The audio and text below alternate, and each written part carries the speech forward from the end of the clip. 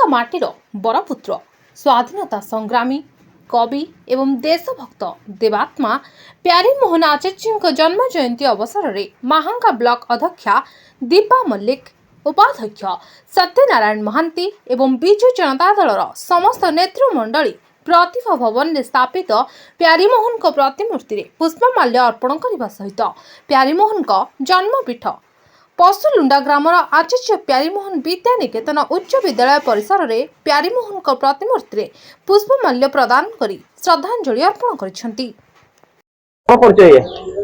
राजकिशोर बड़ श्रीकृष्णपुर सरपंच आज हूँ अगस्ट 5 तारिख प्यारीमोहन देवात्मा आचार्य प्यारीमोहन आज जन्म जयंती दिवस।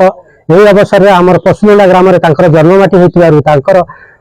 प्रतिमूर्ति पुष्पमाल्य अर्पण कलु एवं प्रतिभा भवन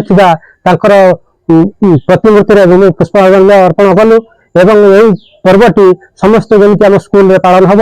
एवं से महांगार पुरपल्य पालन हम से विषय कही परिचय प्रशांत कर महांगा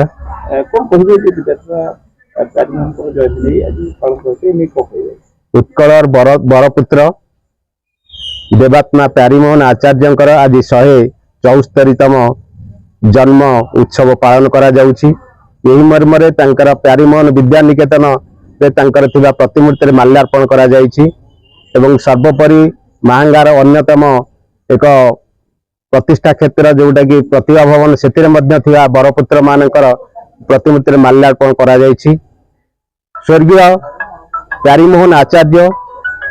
उत्कल बरपुत्र एइथिपाई जेतेबेले समग्र ओडिया जाति विलीन होगाकु बसीथिला ओडिशार भाषा भूखंड जेतेबेले अत्यंत दुर्विषह मध्य थिला जेतेबेले ओडिशार अस्त रवि भी अस्तमित होगाकु बसीथिला सेही समय रे 19 शताब्दीर शेषार्ध रे जो केते जन प्रतिभावान व्यक्ति जन्म नहीं तन्मध्यरु महांगारे जन्म नहीं बरपुत्र मानकर संख्या किछ कम नुहे। कर्मवीर गौरी शंकर राय ठारू आरंभ करी प्यारीमोहन पर्यंत 1838 मसीह कर्मवीर गौरी शंकर राय 1838 मसीह जगमोहन लाला एवं 1851 मसीह यही महान बरपुत्र जन्म नहीं पवित्र ग्राम पशुलुंडा माटी जहाँकि से कटक बढ़ी एवं से समय रे तांकर जो स्वाधीनता स्वाधीन चेता एवं ओडिशार प्रथम आद्य ऐतिहासिक एवं जड़े स्वाधीनता व्यक्ति हिसाब से इंग्रेज जाति की थरहर करते एक प्रतिभावान प्रतिभावान व्यक्ति आज हूँ जन्मतिथि से महान व्यक्ति